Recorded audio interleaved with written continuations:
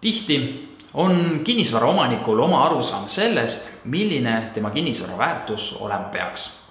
Soovitame siiski küsida nõu oma ala professionaalilt, kes on kursis turul toimuvaga ning kes oskab kinnisvara turuhinna määramisel anda pädevat nõu.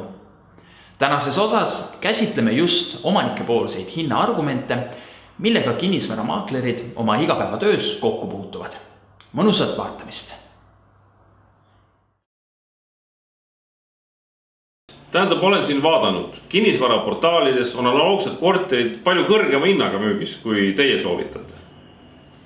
Kinnisvaraportaalide pakkumised ei kajasta paraku reaalseid tehinguhindasid, sest sinna võib lisada pakkumisi ükskõik mis hinnaga. Kindla müügisovi korral peab pakkumise hinna määramise aluseks olema põhjalik hinnaanalüüs. Ka ostjad on teadlikud, mis turul toimub ning üha rohkem konsulteeritakse enne ostuotsuste tegemist ka maakleritega. Vale hinnaga pakkumine ei pruugi jõuda potentsiaalsete ostjateni, kuna üldiselt määratakse portaalidest otsides lisaks asukohale, toalisusele ja seisukorrale ka maksimaalne hind. Teate, mul tuttav tegeleb natuke kinnisvaraga ja tema ütles, et alla selle hinna ei ole üldse mõtet müüa. Saan aru, et te usaldate oma tuttavat, kuid hea oleks teada, millele tuttava soovitus tugineb.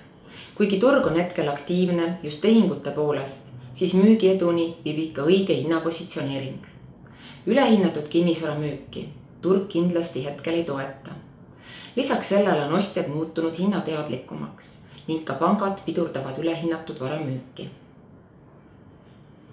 Ma tean, et mu naaber müüs samasuguse korteri 50 000 euro eest. Ja kui ma vaatasin kuulutust, siis minu remont on kindlasti paremini tehtud. Pealegi, ma tegin remondi alles 5 aastat tagasi. Ma olen täitsa kindel, et minu korter peaks olema 10 000 eurot kallim kui tema oma. Kinnisvaraportaalis olevate pakkumiste, sealhulgas piltide põhjal, ei ole õige selliseid järeldusi teha. Piltidelt ei pruugi saada päris adekvaatset infot viimistlusmaterjalide ja amortisatsiooni taseme kohta. Hästi hoitud vana võib olla oluliselt parem kui värske ja odav uus.